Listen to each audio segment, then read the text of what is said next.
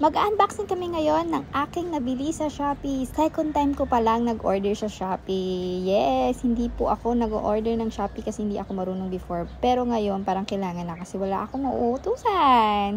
Yan yung pinili namin. Ano ba yan? Yan po ay paintbrush cleanser. O, yan. Sundan nyo na lang kung paano namin ginawa yan. Yung step by step. Actually, meron din naman siyang manual sa gilid ng box. O, ayan. Sana ho tumagal siya.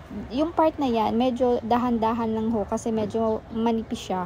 Kasi nga plastic lang. Pero sana tumagal ito sa anak ko kasi ayan, mahilig kasi kami mag-painting, medyo madumi. Kaya nakita ko yan sa Shopee sa isang advertisement. So, itatry namin. Kaya, ayan na.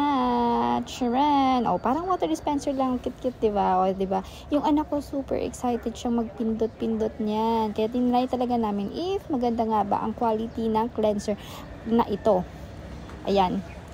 Yun, o diba? Hindi pa nahugasan, pina-flush niya kaagad. Parang inidoro lang. Pero okay siya, effective siya. So, ayan, itatapon na namin.